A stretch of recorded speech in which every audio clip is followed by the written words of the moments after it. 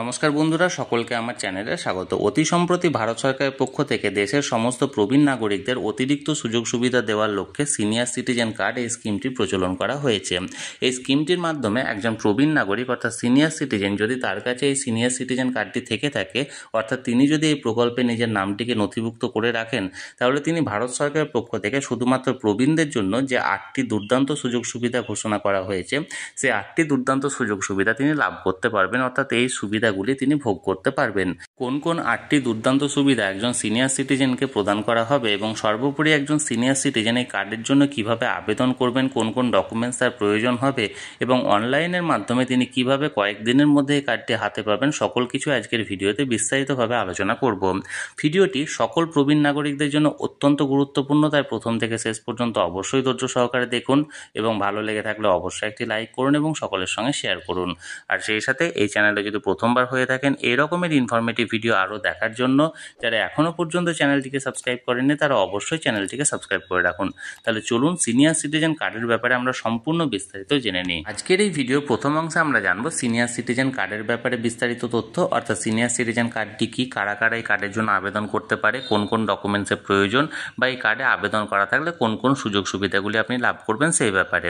এবং ভিডিওর শেষের দিকে আমরা জানবো এই কার্ডের মাধ্যমে আপনি বাড়িতে বসে বসে অনলাইনের মাধ্যমে কিভাবে আবেদন করবেন এবং মাত্র কয়েকদিনের মধ্যে বাই পোস্টে আপনি কিভাবে এই কার্ডটি হাতে পাবেন সেই ব্যাপারে। তাহলে চলুন এক এক করে আমরা সমস্ত বিস্তারিত জেনে নিই। সর্বপ্রথমে আমরা জানবো এই সিনিয়র সিটিজেন কার্ড কি। সিনিয়র সিটিজেন কার্ড হলো প্রবীণ নাগরিকদের ভারতবর্ষের যে কোনো স্থানে যে কোনো কাজের জন্য যাতে কোনো রকম কোনো সমস্যায় বা অসুবিধায় পড়তে না হয়, সেই জন্যই ভারত সরকারের তরফ থেকে শুধুমাত্র প্রবীণদের জন্য এই ইউনিভার্সাল কার্ডটি তৈরি করা হয়েছে। এই কার্ডটি থাকলে প্রবীণরা ভারতের যে কোনো স্থানে যে কোনো ডকুমেন্টস ছাড়াই সমস্ত রকমের সুযোগ সুবিধা পাবে। এই কার্ডে সমস্ত প্রবীণদের সমস্ত রকমের তথ্য উল্লেখ করা হবে। অর্থাৎ এক কথায় বলতে গেলে বর্তমান দিনে যে কোনো ভারতীয় নাগরিকের কাছে বিভিন্ন রকমের ডকুমেন্টসের প্রয়োজন হয়, যেমন ধরুন প্যান কার্ড, আধার কার্ড, এপিক কার্ড, নানা রকমের ডকুমেন্টস আছে। কিন্তু প্রবীণ নাগরিকদের ক্ষেত্রে শুধুমাত্র এই সিনিয়র সিটিজেন কার্ডটি যদি করা থাকে তাহলে সেক্ষেত্রে তাকে আর আলাদা করে অন্য কোনো রকমের কোনো ডকুমেন্টস ক্যারি করার প্রয়োজন নেই। তিনি ভারতবর্ষের যে কোনো স্থানে শুধুমাত্র এই সিনিয়র সিটিজেন কার্ডটি শো করেই সমস্ত সুবিধা লাভ করার সুযোগটা পাবেন।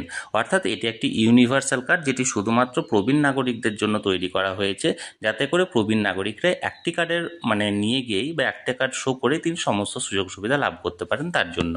এরপর আমরা জানবো এই সিনিয়র সিটিজেন কার্ডের জন্য কারা কারা আবেদন করতে পারে। এই কার্ডে আবেদন করার জন্য নির্দিষ্ট কোনো কঠোর নিয়মকানুন নেই। আপনি পুরুষ বা মহিলা যেই হন না কেন, আপনাকে অন্ততপক্ষে 60 বছরের বেশি বয়সী হতে হবে। অর্থাৎ আপনার বয়স যদি 60 বছরের বেশি হয় তাহলে সেক্ষেত্রে আপনি কার্ডের জন্য আবেদন করতে পারেন। এবং দ্বিতীয়ত হলো আপনাকে অবশ্যই ভারতীয় নাগরিক হতে হবে। আপনি যদি ভারতীয় নাগরিক না হন অর্থাৎ এনআরআই হন, তাহলে আপনি সেক্ষেত্রে এই কার্ডের জন্য আবেদন করতে পারবেন না। অর্থাৎ এই দুটি এলিজিবিলিটি ক্রাইটেরিয়া আছে এই কার্ডটি করার জন্য। এরপর আমরা জানবো এই কার্ডটি করার জন্য কোন কোন ডকুমেন্টস থাকতে হবে বা একজন প্রবীণ নাগরিকের ক্ষেত্রে কোন কোন ভ্যালিড ডকুমেন্টসের এখানে প্রয়োজন। প্রথমত 1 কপি কালার পাসপোর্ট সাইজের ছবি লাগবে। 2 জন্ম তারিখের প্রমাণপত্র একটা প্রয়োজন, অর্থাৎ আপনার যে বয়সের প্রমাণপত্র 60 বছর পেরিয়ে গেছে সেটার একটা প্রমাণপত্র। এক্ষেত্রে যদি আপনার কোনো একাডেমিক কোয়ালিফিকেশান থাকে তাহলে সেটা খুব ভালো কথা, যদি না থাকে তাহলে সেক্ষেত্রে আধার কার্ডও কিন্তু গ্রহণযোগ্য। 3 হলো আপনার যেটা পার্মানেন্ট অ্যাড্রেস, সে পার্মানেন্ট অ্যাড্রেসের একটা প্রমাণপত্র অর্থাৎ ঠিকানা প্রমাণপত্র। এই 3টি ডকুমেন্টস থাকলে আপনি এই কার্ডের জন্য আবেদন করতে পারবেন। এবার আমরা জানবো আপনার যদি এই সিনিয়র সিটিজেন কার্ডটি তৈরি করা থাকে তাহলে সেক্ষেত্রে আপনি সরকারের কাছ থেকে কোন কোন 8টি দুর্দান্ত সুবিধা লাভ করবেন। সর্বপ্রথম যে সুবিধাটি পাবেন সেটা হলো উন্নত ব্যাংকিং ফেসিলিটি। আমরা মোটামুটি সকলেই জানি একজন নাগরিকের বয়স যখনই 60 বছর পেরিয়ে যায় তখন তিনি সিনিয়র সিটিজেনের পর্যায়ে চলে যান এবং প্রতিটি ব্যাংকই এই সিনিয়র সিটিজেনদেরকে তাদের জমারাশির উপর অন্ততপক্ষে 0.5 থেকে 1% হারে অতিরিক্ত সুদ প্রদান করে। কিন্তু এই সিনিয়র সিটিজেন কার্ড হোল্ডার যদি আপনি থেকে থাকেন তাহলে আপনার বয়স যদি আরও 10 বছর বেশি হয়, অর্থাৎ 70 বছরের বেশি যদি আপনি বয়সী হয়ে থাকেন, তাহলে সেক্ষেত্রে আপনি ডোর স্টেপ ব্যাংকিং ফেসিলিটির জন্য আপনি আবেদন করতে পারেন। ডোর স্টেপ ব্যাংকিং ফেসিলিটি হলো আপনি যদি ব্যাংকে যেতে অসমর্থ হন, অর্থাৎ যে কোনো ট্রানজ্যাকশন করার ক্ষেত্রে বা টাকা তোলা বা টাকা জমা দেওয়ার ক্ষেত্রে আপনি ব্যাংকে যাওয়ার যদি আপনার সামর্থ্য না থাকে তাহলে সেক্ষেত্রে ডোরস্টেপ ব্যাঙ্কিং ফেসিলিটি যদি আপনি অ্যাভেল করেন তাহলে আপনাকে ব্যাংকের তরফ থেকে লোক আপনার বাড়িতে এসে আপনাকে ব্যাংকের সেই সুবিধাটা প্রদান করবে, অর্থাৎ আপনার টাকাটা আপনাকে হাতে দেবে বা আপনার টাকা জমা নেবে। অর্থাৎ আপনি এক কথায় ব্যাংকে না গিয়ে বাড়িতে বসে বসে আপনি ডোরস্টেপ ব্যাঙ্কিং ফেসিলিটির মাধ্যমে সমস্ত ব্যাংকের সুযোগ সুবিধাগুলি পাবেন যদি আপনার বয়স 70 বছরের বেশি হয়ে থাকে এবং আপনি সিনিয়র সিটিজেন কার্ড অ্যাভেল করে থাকেন। তাহলে দ্বিতীয় যে সুবিধাটা হলো সেটা হলো চিপার রেলওয়ে টিকিট।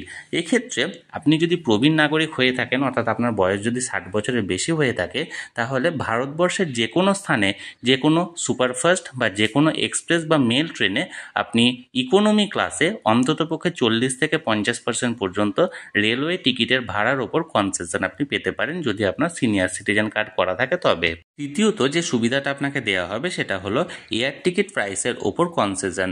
অর্থাৎ এক্ষেত্রে নির্দিষ্ট কোনো সংস্থার বিমানে যদি আপনি ভ্রমণ করে থাকেন এবং ভারতবর্ষের মধ্যে অর্থাৎ ডোমেস্টিক ফ্লাইট যদি আপনি নিয়ে থাকেন এবং ইকোনমি ক্লাসের টিকিট বুক করেন এবং আপনার বয়স যদি 60 বছরের বেশি হয়ে থাকে এবং আপনার সিনিয়র সিটিজেন কার্ড যদি আপনার নামে থেকে থাকে, তাহলে আপনি ওই এয়ার টিকিটের যে ফেয়ারটা অর্থাৎ ভাড়ার ওপর অন্ততপক্ষে 40 থেকে 50% পর্যন্ত আপনি কনসেশন পাবেন, অর্থাৎ ছাড় আপনাকে দেওয়া হবে।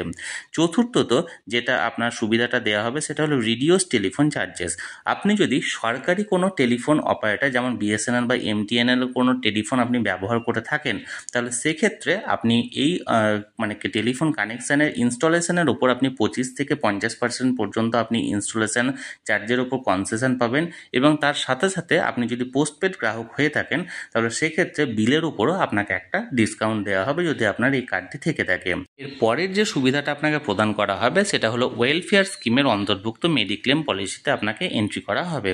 অর্থাৎ আপনার জন্য ন্যাশনাল ইন্স্যুরেন্সের পক্ষ থেকে বরিষ্ঠ মেডিক্লেম পলিসি ঘোষণা করা হয়েছে, যার ফলে একজন প্রবীণ নাগরিক 1 লক্ষ টাকার চিকিৎসা বিমা এবং 2 লক্ষ টাকার ক্রিটিক্যাল ইন্স্যুরেন্সের সুবিধা পাবে। অর্থাৎ এক কথায় বলতে গেলে আপনাকে যদি হসপিটালাইজড হতে হয় তাহলে সেক্ষেত্রে আপনি 24 ঘন্টার বেশি সময় যদি হসপিটালে অ্যাডমিট থেকে থাকেন তাহলে 1 লক্ষ টাকা পর্যন্ত আপনি চিকিৎসা বিমা ফ্রি পাবেন এবং আপনার যদি কোনো ক্রিটিক্যাল ইলনেসের শিকার হয়ে থাকেন, অর্থাৎ এমন কোনো রোগ যেগুলি ক্রিটিক্যাল ইলনেসের পর্যায়ে পড়ে যেমন হার্ট রিলেটেড বা কিডনি রিলেটেড বা ক্যান্সার রিলেটেড, এই ধরনের রোগের ক্ষেত্রে আপনি 2 লক্ষ টাকার ওয়ান টাইম আপনি এক্ষেত্রে ক্রিটিক্যাল ইন্স্যুরেন্সের সুবিধাটা আপনাকে দেওয়া হবে এবং সেটা বিনামূল্যে দেওয়া হবে। এরপর যে সুবিধাটা পাবেন সেটা হলো কোর্ট হিয়ারিংয়ের ক্ষেত্রে আপনাকে অতিরিক্ত সুবিধা বা আপনাকে প্রায়োরিটি দেওয়া হবে। অর্থাৎ আপনার নামে যদি কোনো কোর্ট কেস থাকে বা আপনি যদি কোনো কোথাও কোর্ট কেস করে থাকেন তাহলে আপনাকে বছরের পর বছর বা দিনের পর দিন আপনাকে হয়রানির শিকার হতে হবে না। আপনি একজন সিনিয়র সিটিজেন হিসাবে এক্ষেত্রে প্রায়োরিটি পাবেন যাতে আপনার কেসটাকে আর্জেন্ট বেসিসে দেখা হবে এবং খুব তাড়াতাড়ি এই কেসগুলির রায় প্রদান করা হবে। পরের যে সুবিধাটা দেওয়া হবে সেটা হলো আপনি যদি পাসপোর্ট বানানোর জন্য আবেদন করে থাকেন তাহলে আপনাকে পাসপোর্ট ফেসিলিটিটাকে আরও বেশি সহজতরভাবে আপনাকে বানিয়ে দেওয়া হবে। অর্থাৎ এক্ষেত্রে বেশি সময় প্রয়োজন হবে না এবং আপনার জন্য এখানে ডিসকাউন্ট রেটে পাসপোর্টের যে ফিটা আছে সেই ফিটা নেওয়া হবে। এরপরের যে সুবিধাটা পাবেন সেটা হলো ইনকাম ট্যাক্স বেনিফিট। সাধারণ নাগরিকরা যেখানে বর্তমান দিনে 2.5 লক্ষ টাকার ট্যাক্স রিবেট পেয়ে থাকেন, সেক্ষেত্রে বর্তমান দিনে যারা সিনিয়র সিটিজেন আছেন অর্থাৎ 60 বছর বয়সে বেশি আছেন তাদের জন্য 3 লক্ষ টাকা ইনকাম ট্যাক্স রিবেট দেওয়া হয়েছে এবং সুপার সিনিয়র সিটিজেন যদি আপনি হয়ে থাকেন তাহলে সেক্ষেত্রে আপনাকে 5 লক্ষ টাকার ইনকাম ট্যাক্স সেখানে প্রোভাইড করা হয়। এছাড়াও আপনার ইন্টারেস্ট থেকে প্রাপ্ত যে টিডিএসটা ছাড় পাওয়া যায় সেটা সাধারণ নাগরিকদের যেখানে 40,000 টাকা আছে সেখানে একজন সিনিয়র সিটিজেনকে 50,000 টাকা রিবেট দেওয়া হয়। অর্থাৎ আপনি আরও বেশি ইনকাম ট্যাক্সে বেনিফিট পাবেন। অর্থাৎ আপনাকে বেশি টাকা ইনকাম করলেও কম টাকার আপনাকে এক্ষেত্রে ট্যাক্স বেনিফিট ট্যাক্স প্রদান করতে হবে। তাহলে এই ছিল 8টি সুবিধা যেগুলি আপনি একজন সিনিয়র সিটিজেন কার্ডের জন্য যদি আবেদন করে থাকেন তাহলে এই সুবিধাগুলি আপনি সরকারের কাছ থেকে পেতে পারেন। এবার আমরা জানবো এই 8টি সুযোগ সুবিধা পাওয়ার জন্য আপনাকে যে সিনিয়র সিটিজেন কার্ডটি বানাতে হবে সেটি আপনি বাড়িতে বসে বসে অনলাইনে কিভাবে বানাবেন এবং কয়েকদিনের মধ্যে কিভাবে এই কার্ডটি আপনি হাতে পাবেন। সর্বপ্রথম আপনাকে গুগলে গিয়ে এখানে টাইপ করতে হবে senior citizen card apply online. আপনি যখন এটিকে সার্চ করবেন, সার্চ করার পর প্রথম যে অপশানটি আসবে দেখুন এখানে আছে, এই প্রথম অপশানে আপনাকে ক্লিক করতে হবে। প্রথম অপশানে ক্লিক করার পর আপনাকে বিভিন্ন রাজ্যের নাম সহ সিনিয়র সিটিজেন কার্ডে অ্যাপ্লাই করার জন্য এখানে একটা লিঙ্ক লিঙ্ক আসবে। আপনি যে রাজ্যের বাসিন্দা সে রাজ্যের যখন আপনি লিঙ্কে ক্লিক করবেন সেখানটায় নিউ অ্যাপ্লিকেশনের একটা ফর্ম খুলে আসবে। এরকমের একটি নিউ অ্যাপ্লিকেশন ফর্ম বের হয়ে আসবে। এখানে আপনাকে এবার নির্দিষ্ট কলামগুলি ফিল আপ করতে হবে। দেখুন এখানে লেখা আছে application from senior citizen identity card. এখানে প্রথমত অ্যাপ্লিকেন্টস ডিটেলসে আপনাকে দিতে হবে নেম, অর্থাৎ যিনি আবেদন করছেন তার নাম। দ্বিতীয়ত আছে দেখুন ফাদার্স নেম বা হাজব্যান্ড নেম, অর্থাৎ আপনার এখানে বাবার নাম বা আপনার স্বামীর নাম এখানে আপনি দিতে পারেন। এগুলো কিন্তু অ্যাস্টেরিক্স অর্থাৎ স্টার মার্ক করা আছে, এগুলো কিন্তু অবশ্যই আপনাকে দিতে হবে। জেন্ডারে মেল বা ফিমেল বা ট্রান্সজেন্ডার, আপনার যে জেন্ডারটি হবে অর্থাৎ পুরুষ বা মহিলা বা আপনি তৃতীয় লিঙ্গের যদি কেউ হয়ে থাকেন তাহলে সেই মতো এখানে টিক মারবেন। তারপর ডেট অফ বার্থ, আপনার জন্ম তারিখ। এক্ষেত্রে মনে রাখা দরকার জন্ম তারিখ আপনি যেটা এখানে লিখবেন প্রথমত ডিডি MMYYY অর্থাৎ ডেট, মান্থ এবং সাল, এই তিনটি অনুসরণ করে আপনি লিখবেন এবং সেই অ্যাকচুয়াল ডেট অফ বার্থ যেখানে লেখা আছে সেই কার্ডটাই কিন্তু এখানে আপনি সাবমিট করবেন। এরপর মোবাইল নাম্বার, অবশ্যই একটা চালু এবং ভ্যালিড মোবাইল নাম্বার এখানে এন্ট্রি করতে হবে। এরপর আপনার আধার কার্ডের নাম্বারটা এখানে পুট করবেন। তারপর আপনার ইমেল আইডি একটা বানাবেন এবং সেটা এখানে লিখবেন। তারপর হাইট, আপনার কত সেন্টিমিটার হাইট সেটা সেন্টিমিটারে আপনি লিখবেন, অর্থাৎ এক্ষেত্রে আপনি যদি ফুটে আপনি মাপ করেন তাহলে সেক্ষেত্রে সেন্টিমিটারে কনভার্ট করে লিখবেন।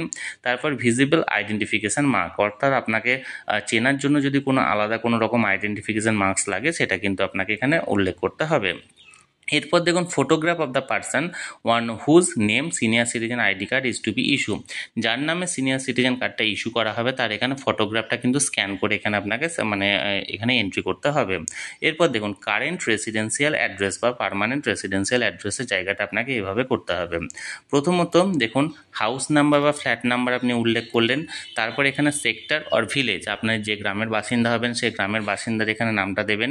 এরপর তেহসিল বা সাব ডিস্ট্রিক্ট সেটা দেবেন।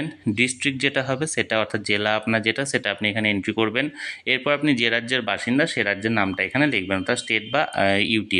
এরপর পিনকোড, অর্থাৎ আপনার যে নির্দিষ্ট পিনকোড আছে সেটা এখানে লিখবেন।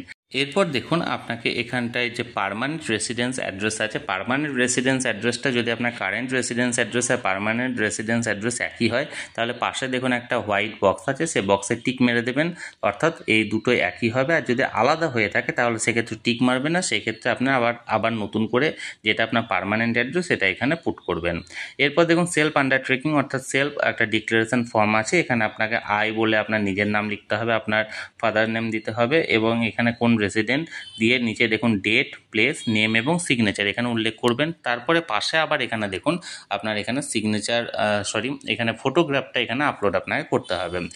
এবার দেখুন এখানে বলা হয় যে check list of requisite document required while applying, অর্থাৎ অ্যাপ্লাই করার সময় আপনি কোন কোন ডকুমেন্ট সাবমিট করছেন সেটা দিতে হবে। প্রথমত অ্যাপ্লিকেশন ফর্ম, এর পাশে টিক মারবেন, অর্থাৎ এটা আপনাকে দিতেই হবে। 2 identity proof of the applicant, আপনার আইডেন্টিটি প্রুফ অর্থাৎ একটা পরিচয়পত্র এখানে দিতে হবে, আধার কার্ড দিতে পারেন। এক্ষেত্রে 3 নাম্বার দেখুন ফটোগ্রাফ দিয়েছেন কিনা টিক মারবেন। রেসিডেন্স প্রুফ, অর্থাৎ আপনার বাসিন্দা সার্টিফিকেট, কোথায় আপনার অ্যাড্রেস সেটা প্রুফ দিতে হবে। এবং 5 নাম্বার হচ্ছে ডেট অফ বার্থ প্রুফ, অর্থাৎ আপনার জন্ম তারিখে প্রমাণপত্রের পাশে টিক মারতে হবে এবং তার নিচে দেখুন ডেট, সিগনেচার, নেম এগুলো সমস্ত কিছু লিখবেন। এবার তারপরে দেখুন একটা লিস্ট দিয়েছে, এই লিস্টের মাধ্যমে কোন কোন ডকুমেন্টস এক্ষেত্রে গ্রাহ্য হবে সেটা বলেছে। ডকুমেন্ট প্রুফ অফ রেসিডেন্স প্রুফে কোন ডকুমেন্ট হিসাবে আপনি দেখাতে পারেন, এখানে দেখুন passport, telephone bill, applicant current or valid ration card এগুলো আপনি দিতে পারেন। Documentary proof of identity proof হিসাবে কোন কোন ডকুমেন্টস এক্ষেত্রে আপনি সাবমিট করতে পারেন তারও লিস্ট দেওয়া হয়েছে। এক্ষেত্রে দেখুন ইলেকশন কমিশনের ফটো কার্ড অর্থাৎ এপিক কার্ড যেটা, আধার কার্ড বা আধার কার্ড বা ড্রাইভিং লাইসেন্স, পাসপোর্ট এগুলো আপনি দিতে পারেন। এছাড়া দেখুন document proof of date of birth হিসাবে আপনি কোন কোন ডকুমেন্টস দিতে পারেন সেক্ষেত্রে এখানে একটা লিস্ট দেওয়া হয়েছে। এক্ষেত্রে বার্থ সার্টিফিকেট ইস্যু, অর্থাৎ বার্থ সার্টিফিকেট দিতে পারেন। স্কুল লিভিং সার্টিফিকেট বা সেকেন্ডারি স্কুল লিভিং সার্টিফিকেট, অর্থাৎ আপনার স্কুল লিভিং সার্টিফিকেট বা মাধ্যমিক বা উচ্চ মাধ্যমিক যদি পাস করে থাকেন তার সার্টিফিকেট। এছাড়াও পাসপোর্ট বা এপিডেভিট দিতে পারেন, প্যান কার্ড দিতে পারেন বা আরও অন্যান্য যে সমস্ত ভ্যালিড আছে সেগুলো আপনি দিতে পারেন। এখানে ফর্মের পাশাপাশি যে সমস্ত লিস্টেড ডকুমেন্টস আছে সমস্ত ডকুমেন্টস সহ আপনাকে ফর্মটিকে ফাইনাল সাবমিট করতে হবে। ফাইনাল সাবমিট করার পর এক্ষেত্রে কিছুদিন সময় নেবে আপনার এটাকে যাচাই করার জন্য এবং যাচাইয়ের পর যদি এটাকে অ্যাপ্রুভ করে দেওয়া হয় তাহলে সেক্ষেত্রে অ্যাপ্রুভ করার পর আপনার বাড়ির ঠিকানায় বাই পোস্টে আপনাকে সিনিয়র সিটিজেন কার্ডটি পাঠিয়ে দেওয়া হবে। তাহলে বন্ধুরা, সিনিয়র সিটিজেন কার্ড সম্পর্কিত আশা করি সমস্ত বিস্তারিত তথ্য আজকের ভিডিওতে আমি আপনাদের সঙ্গে শেয়ার করেছি, যে এই কার্ডটি কী কাজে ব্যবহৃত হবে, কোন কোন অতিরিক্ত সুযোগ সুবিধা আপনি পাবেন এই কার্ডটি থাকলে, এছাড়াও এই কার্ডটিতে কিভাবে আবেদন করবেন, কিভাবে ফর্ম ফিল আপ করবেন, সমস্ত কিছু। এছাড়াও যদি আপনাদের কোনো রকম কোনো তথ্য জানার থাকে অবশ্যই কমেন্ট করে জানুন, আমি চেষ্টা করব আপনাদের সকলের প্রশ্নের যথাযথ উত্তর দিতে। আর আজকের এই ভিডিওটি ভালো লেগে থাকলে অবশ্যই একটি লাইক করুন, সকলের সঙ্গে শেয়ার করুন, আর সেই সাথে এই চ্যানেলে যদি প্রথমবার হয়ে থাকেন এই রকমের ইনফরমেটিভ ভিডিও আরও দেখার জন্য, যারা এখনও পর্যন্ত এই চ্যানেলটিকে সাবস্ক্রাইব করেননি তারা অবশ্যই চ্যানেলটিকে সাবস্ক্রাইব করে রাখুন। ধন্যবাদ, দেখা হচ্ছে পরের ভিডিওতে।